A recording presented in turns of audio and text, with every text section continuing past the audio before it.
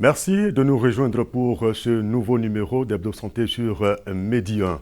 Le cancer du col de l'utérus est la première cause de mortalité par cancer chez la femme.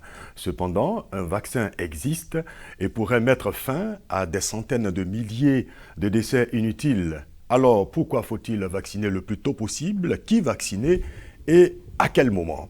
Vous êtes sur ce plateau pour répondre à toutes ces interrogations. Docteur Kwame Emmanuel Ngueta, vous êtes médecin de santé publique et directeur départemental de la santé de la commune de Koumonsi. Bienvenue, docteur. Merci. La société civile joue également un grand rôle dans la lutte contre le cancer du col de l'utérus et vous êtes le porte-voix de cette société civile à cette émission, Madame Aka Blandine, puisque vous êtes la présidente de l'Union fraternelle des femmes pour le développement et l'assistance des personnes vulnérables, orphelins et veuves, en abrégé UFA-CEDOS, c'est bien cela? C'est ça. Et votre organisation est basée à Boisseau. À Boisseau. D'accord, bienvenue à vous. Merci. Alors, je le disais à l'instant, un vaccin pour prévenir le cancer du col de l'utérus existe. Vous confirmez cela, docteur? Nous confirmons avec insistance l'existence de ce vaccin, non seulement dans le monde, mais surtout en Côte d'Ivoire, ce vaccin existe. Alors, si ce vaccin existe en Côte d'Ivoire, c'est bien sûr grâce aux efforts de l'État, des autorités sanitaires, mais également des partenaires dont JPAIGO, qui s'investit donc dans la lutte contre le cancer du col de l'utérus depuis les années 2000. Nous allons donc le voir maintenant avec son directeur pays. JPAIGO travaille dans la lutte contre le cancer du col depuis la fin des années 2000 en Côte d'Ivoire. Nous avons commencé avec ce que nous appelons la prévention secondaire, dépistage des lésions précancéreuses et traitement de ces lésions précancéreuses chez les femmes en âge de procréer pour éviter que ces femmes développent ultérieurement un cancer du col de l'utérus. Et donc, et cela se faisait avec, peut-être que vous en avez entendu parler, des lésions visuelles qu'on peut voir, des lésions qu'on peut voir avec du vinaigre blanc. Et actuellement, nous faisons toujours un programme de prévention secondaire, mais avec des techniques plus poussées, avec des approches que nous appelons l'ablation thermique des lésions précancéreuses, le test de dépistage même du HPV. Il faut dire que depuis 2019, JPAIGO, à l'instar d'autres partenaires qui appuient le programme élargi de vaccination, a travaillé, j'allais dire, par rapport à la préparation de l'introduction de ce vaccin, l'introduction elle-même, donc le lancement, et puis le suivi post-introduction de ce vaccin donc dans le programme élargi de vaccination de Côte d'Ivoire. Nous avons travaillé sur la sensibilisation et le plaidoyer. Nous avons travaillé sur la préparation donc de l'offre de services proprement dite. Et nous avons travaillé sur le cadre de collaboration autour donc de cette introduction de nouveaux vaccins. Pour ce qui concerne l'offre de services proprement dite, JPAIGO était le lead de la préparation donc des documents normatifs, être standardisés dans l'offre des services. Donc les documents de normes et directives de l'offre de vaccin HPV en Côte d'Ivoire, les outils de formation donc, pour que la pratique soit standardisée à tous les niveaux et la formation, sinon l'orientation des enseignants, parce que la cible scolaire était aussi importante. Bien sûr que le vaccin vise les filles scolarisées et les filles non scolarisées. Nous avons travaillé à orienter le corps éducatif pour avoir un impact rapide. Bien sûr que la pandémie de la Covid a eu un impact certain avec toute cette panoplie de rumeurs aussi bien folles que insensées vis-à-vis de la vaccination en général et sur le vaccin contre le HPV en particulier. Alors, Dr Ouattara Kiali l'a dit tout à l'heure, le vaccin s'adresse aux filles scolarisées et non scolarisées, seulement aux filles? Oui, absolument. La cible de ce vaccin, c'est les filles. Rien que les filles? Rien que les filles, seulement les filles. D'accord. Et vous y travaillez, Madame Aka? Ah oui. Depuis plusieurs années, 2008, nous avons commencé la sensibilisation en milieu urbain comme milieu rural et on a commencé la vaccination des jeunes filles. Est-ce que, je vais dire, cette sensibilisation dont vous avez parlé, est-ce que ça porte? Parce que le constat que nous avons fait, c'est que les jeunes filles ne sont pas informées. Et là, je vais vous demander donc de le voir maintenant, grâce à ce reportage de Ferdinand Kouakou. Le vaccin du cancer du col de l'utérus, j'ai appris qu'il y a un vaccin qui existe. Bon, c'est tout ce que je sais. C'est ma maman qui m'en a parlé. Voilà, donc je sais que ça existe. Vu que je ne suis pas informée de ce vaccin, j'ai aucune information là-dessus. Donc, je ne peux pas vraiment me prononcer. Parce que c'est aujourd'hui même que j'entends parler de ce vaccin-là. J'entends parler, mais je ne sais même pas c'est quoi. On dit que c'est une maladie que la femme contracte. Je sais que c'est une maladie spécifiquement pour la femme, mais je ne sais pas c'est de quoi concrètement. Moi, j'ai entendu parler de ça l'année passée au campus ici. On avait fait une cérémonie sur le cancer du col de l'utérus. Voilà, on nous a parlé de ça. On nous a dit que allons envoyer le nouveau vaccin pour pouvoir éradiquer un peu ce phénomène de cancer du col de l'utérus. Je sais qu'il y a un vaccin qui existe. Mais moi, on m'a dit que le vaccin, c'est à partir d'un certain âge, de 9 ans à 18 ans. Et on m'a dit aussi que le vaccin, pour pouvoir avoir le vaccin, il faudrait que tu sois vierge. Donc même si tu as 14 ans et que tu n'es pas vierge, tu peux pas avoir ce vaccin.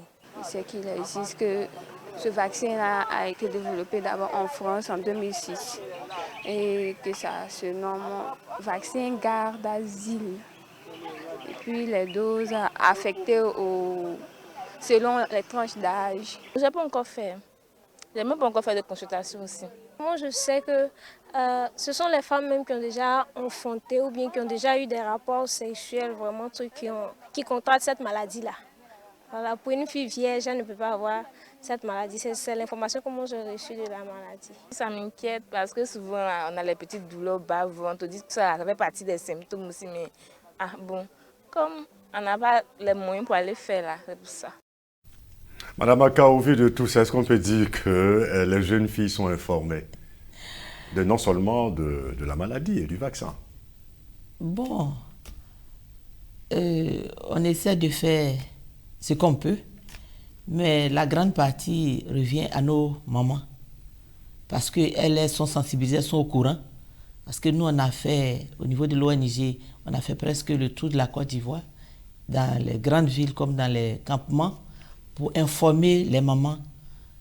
Et c'est à leur tour d'informer les enfants. Ah, c'est comme ça que vous procédez? Vous sensibilisez plutôt les mamans? Les mamans, mais on a commencé dans les écoles avec les enfants et en milieu rural avec les enfants. Mais c'est la maman qui doit prendre soin de la petite fille. Elle avec la petite fille, et comme elle est au courant du cancer, elle sait que ce n'est pas une bonne maladie, qu'il y a un vaccin pour éviter. Donc, c'est elle qui est plus en contact avec la jeune fille. Mais je crois qu'on va continuer parce qu'il y a quelques-unes qui sont au courant, qui ont entendu déjà parler, ainsi de suite. Même les cancers de grandes personnes, si tu demandes aux mamans tout à l'heure, ils vont dire qu'elles ne sont pas au courant.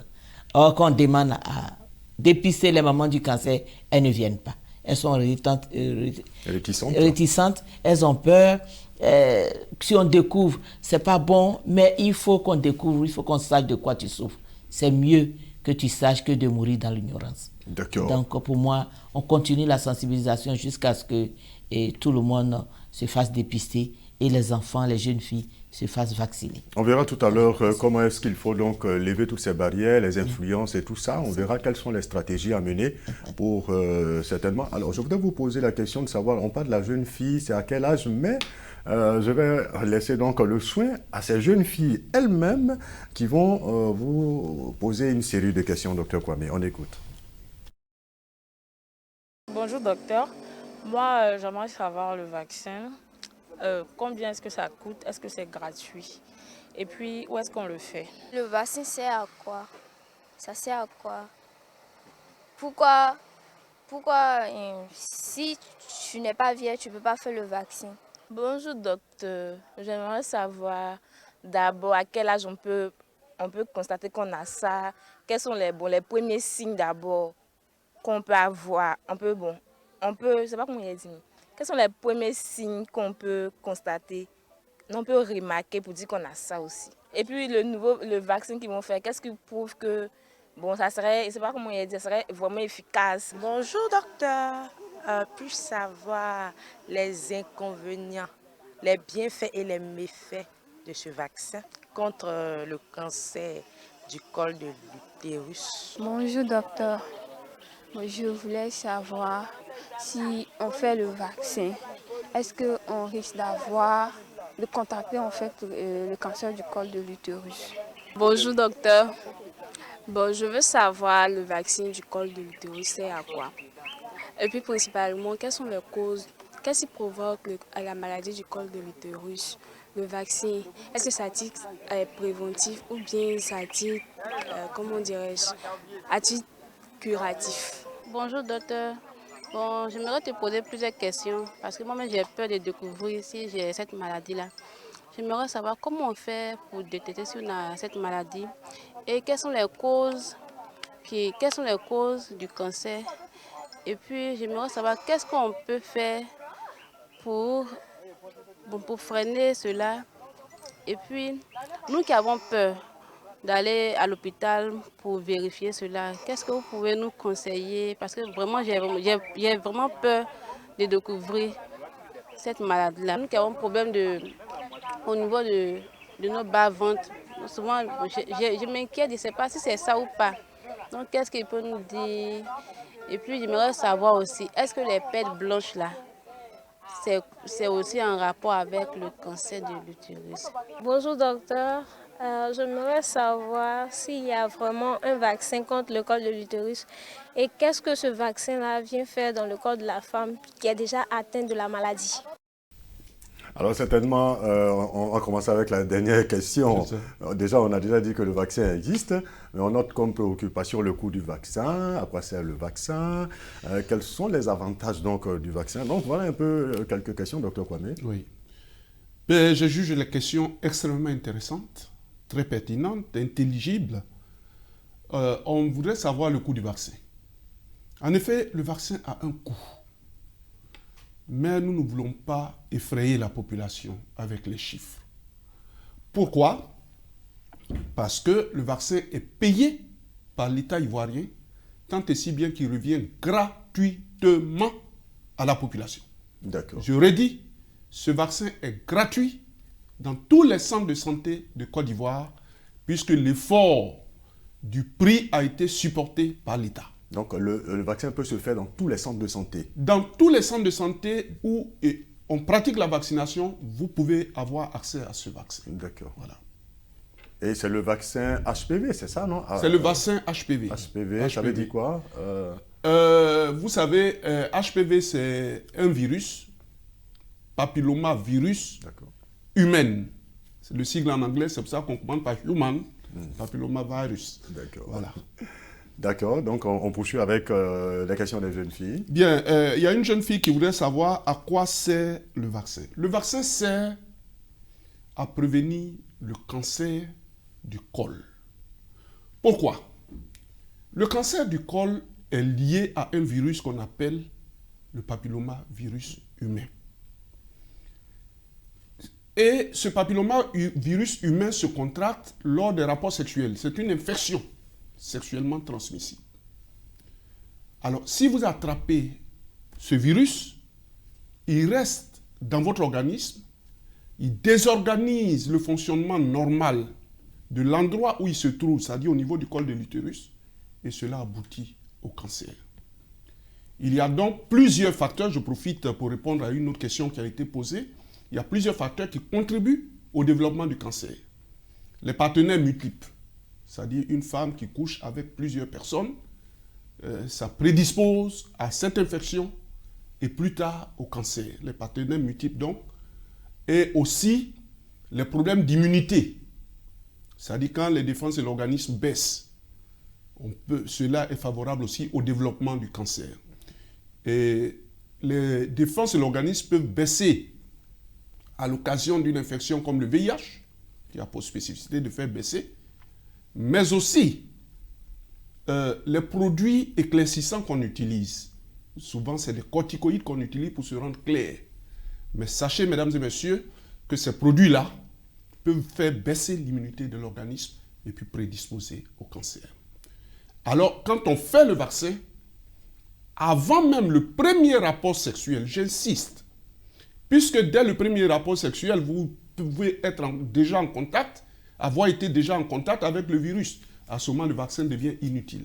Avant le premier rapport sexuel, lorsqu'on vous a fait le vaccin, vous êtes sensibilisé contre ce virus et plus tard, vous n'allez pas faire. Donc vous répondez ainsi à la question de la jeune fille qui parle de virginité. Le vaccin se exactement. Fait à la jeune fille qui est vierge. Jeune fille vierge, exactement. D'accord. Lorsque la fille a perdu sa virginité, on ne fait plus le vaccin. Exact. D'accord. Alors, on m'a demandé aussi les signes du cancer du col. Ben, mesdames et messieurs, il vaut mieux ne pas s'attarder aux signes. Parce qu'une fois que les signes se manifestent, nous craignons qu'il soit déjà trop tard pour pouvoir vous sauver. Si vous voulez bien, les jeunes filles, il y a une jeune fille qui voulait des conseils parce qu'elle a peur de savoir si elle a le cancer ou pas, mais je vous demande de ne pas en avoir peur. Et sachez que vos douleurs de bas-ventre lors des menstrues que nous appelons dans nos termes rébarbatifs les dysménorrhées, si vous avez mal au bas-ventre, ce n'est pas un signe de cancer. Hein. Ce n'est pas un signe de cancer. Mais pour savoir si vous avez déjà des lésions, vous pouvez vous rendre dans les centres de santé. Il y a un dépistage qui est fait, qui est gratuit. Et le cancer a ceci de particulier, c'est que plus tôt il est découvert, et plus on a de chances de sauver la personne. Donc il vaut mieux ne pas attendre les signes, mais comme la question m'est posée, et je ne vais me dérober à aucune question, sachez qu'en général, c'est chez la femme d'un certain âge qui, en dehors des menstrues, saigne. Là encore, je ne dis pas que tout saignement en dehors des menstrues égale cancer. Non. Si vous avez des saignements inhabituels en dehors de vos menstrues, consultez votre médecin qui fera les recherches et puis déterminera la cause. Voilà. Une autre question, l'efficacité du vaccin. Sachez que le vaccin est extrêmement efficace. L'efficacité à 100% n'existe peut-être pas, mais on avoisine les 100% d'efficacité.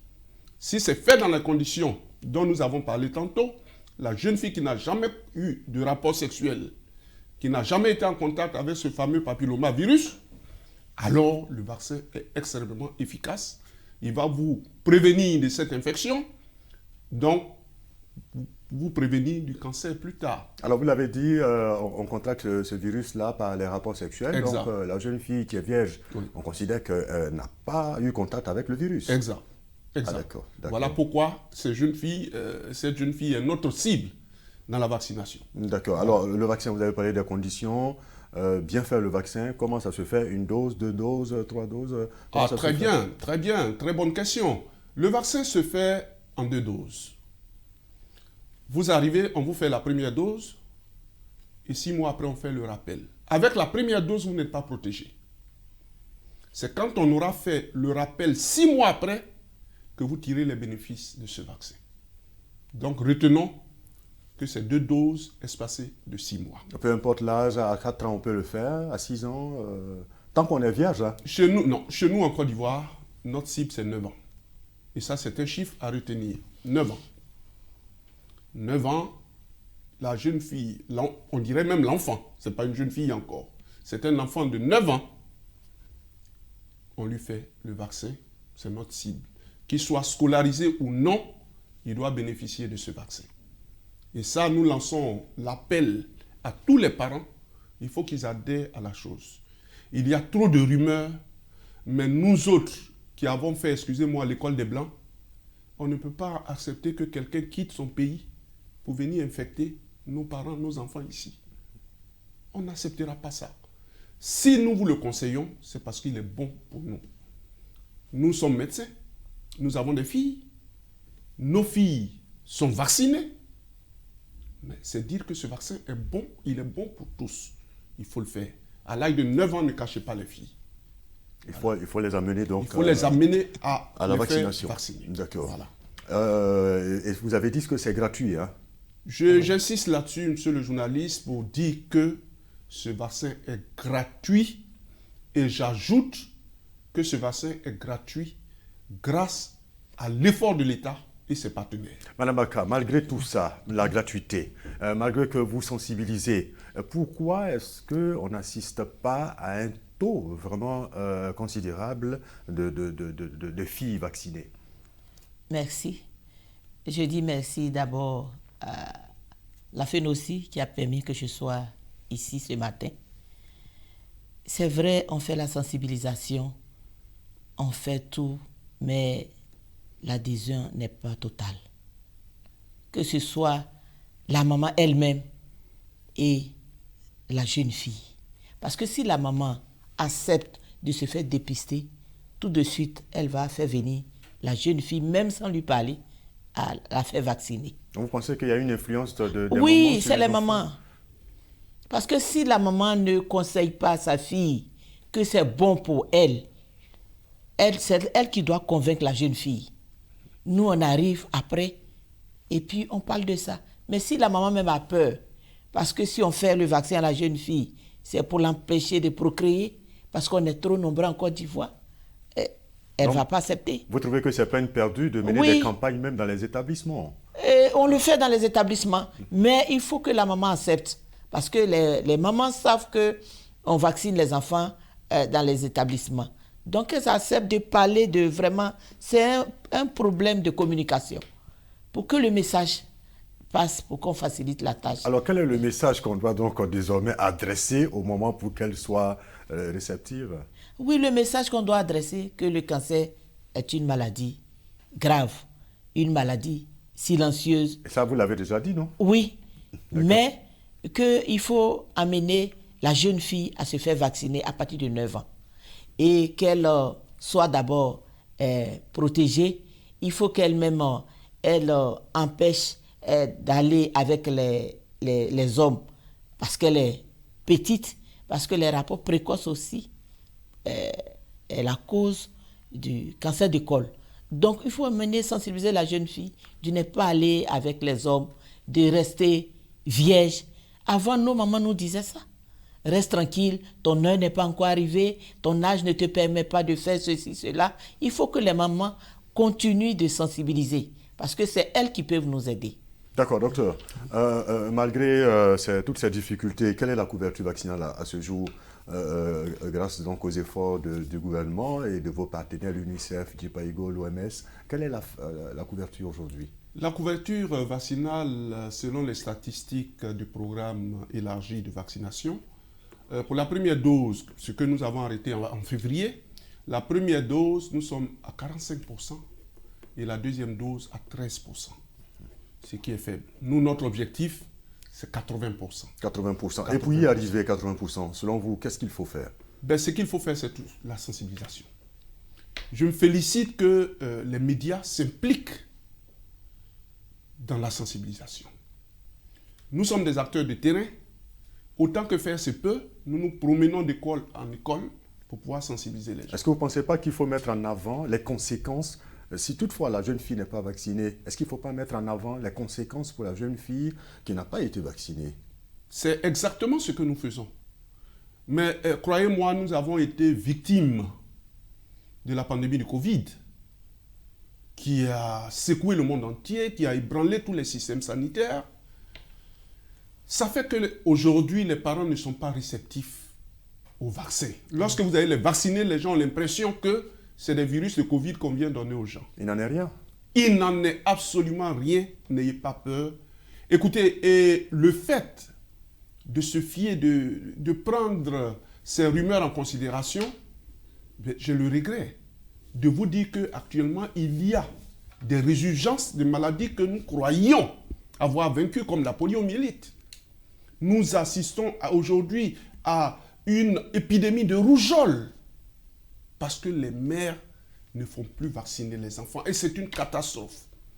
Donc, je voudrais vraiment remercier, au nom de monsieur le directeur coordinateur du programme élargi de vaccination, le directeur de votre chaîne, et vous féliciter pour l'effort que vous faites. Merci. Pour que nous sensibilisions notre population. Et il faut que les mères comprennent qu'il est vraiment impérieux de faire vacciner la jeune fille. Absolument. Et vous avez dit c'est 9 ans. 9 ans et plus ou alors 9 ans? 9 ans. Pour le moment, notre cible, c'est 9 ans. 9 ans. 9 ans. D'accord. Alors, pour la femme qui a déjà contracté le cancer, le vaccin ne sert plus à rien. Ah non, absolument à rien. Non seulement le vaccin ne sert plus à rien à cette femme, mais la femme qui a déjà eu un rapport sexuel, ça ne vaut plus la peine. Ça ne vaut plus la peine. Madame Maka, alors, pour terminer. Pour terminer, j'ai dit que je lance un appel aux mamans. Parce que sans femme, il n'y a pas de famille. Sans femme, il n'y a pas d'enfant. Sans femme, il n'y a pas de couple. Nous avons un grand rôle à jouer. Je demande pardon aux mamans de faire un effort. C'est vrai, ce n'est pas facile. Mais il faut qu'on soit en bonne santé pour gérer et la famille et le monde. Parce que c'est la femme qui est au centre de tout. C'est la femme qui est le pilier même de la famille. Alors je me joins donc à Mme Maka pour demander à toutes les mamans d'éviter à vos filles de développer plus tard des cancers du col de l'utérus. En tout cas, merci beaucoup à vous, Mme Maka Blandine. Merci beaucoup. Vous êtes la présidente donc, de l'Union fraternelle des femmes pour le développement et l'assistance des personnes vulnérables, orphelins et veuves, basée donc à Boisseau. C'est cela. Merci infiniment d'être venu. Grand merci également à vous, docteur Kwame Emmanuel Ngueta. Je rappelle que vous êtes médecin de santé publique et directeur départemental de la santé de la commune de Koumonsi. Merci à vous de nous avoir suivis. Je vous retrouve la semaine prochaine pour un autre numéro d'Hebdo Santé.